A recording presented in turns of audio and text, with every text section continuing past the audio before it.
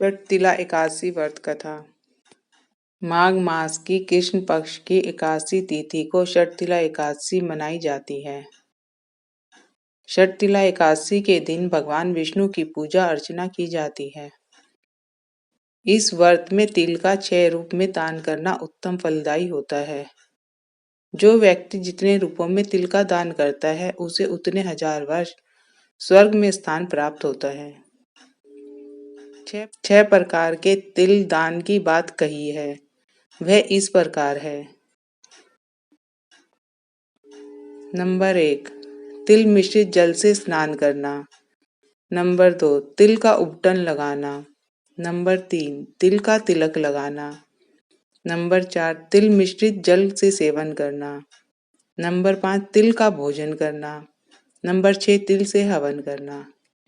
इन चीजों का स्वयं भी प्रयोग करें और श्रेष्ठ ब्राह्मण को बुलाकर उन्हें भी इन चीजों का दान दें। जो लोग षटतिला एकादशी का व्रत रखते हैं उन्हें इसकी कथा जरूर सुननी चाहिए। आइए जानते हैं षटतिला एकादशी कथा के बारे में। षटतिला एकादशी व्रत कथा। बहुत समय पहले की बात है। एक नगर में एक ब्राह्मणी निवास करती थी। वह भगवान श्री हरि विष्णु की भक्त थी। वह भगवान विष्णु के सभी व्रतों को नियम से करती थी। ऐसे ही एक बार उसने 1 महीने तक व्रत और उपवास रखा। इसकी वजह से शरीर दुर्बल हो गया, लेकिन तन शुद्ध हो गया। अपने भक्त को देखकर भगवान ने सोचा कि तन शुद्धि से इसे वैकुंठ तो प्राप्त हो जाएगा, लेकिन उसका मन तृप्त नहीं होगा। उसने एक गलती की है। व्रत के समय कभी भी किसी को कोई दान नहीं दिया। इस वजह से उसे विष्णुलोक की तृप्ति नहीं मिलेगी। तब भगवान विष्णु ने स्वयं उससे दान लेने के लिए उसके घर पर गए। वे उस ब्राह्मणी के घर भिक्षा लेने गए तो उसने भगवान विष्णु को दान में मिट्टी का एक पिंड दे दिया। श्री हरि वहां से चले आए। कुछ समय बाद ब्राह्मणी का निधन हो गया और वह विष्णु लोक पहुंच गई। उसे वहां पर रहने के लिए एक कुटिया तो मिली, जिसमें कुछ भी नहीं था सिवाय एक आम के पेड़ के। उसने पूछा कि इतना व्रत करने का क्या लाभ? उसे यहाँ पर खाली कुटिया और आम का पेड़ में।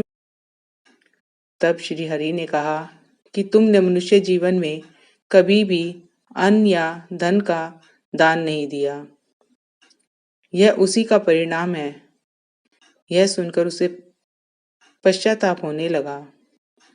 उसने प्रभु से इसका उपाय पूछा। तब भगवान विष्णु ने कहा कि जब देव कन्याएं तुमसे मिलने आए तो तुम उनसे षटतिला एकादशी व्रत की विधि पूछना। जब तक वे इसके बारे में बता ना दें तब तक तुम अपना द्वार मत खोलना। भगवान विष्णु के बताए अनुसार ही उस ब्राह्मणी ने वैसा ही किया। देव कन्याओं से विधि जानने के बाद उसने भी षटतिला एकादशी व्रत किया। उस व्रत के प्रभाव से उसकी कुटिया भी आवश्यक वस्तुओं, धन धान्य आदि से भर गई। वह भी रूपवती हो गई। भगवान विष्णु ने नारद जी को षटतिला एकादशी व्रत की महिमा इस प्रकार सुनाई।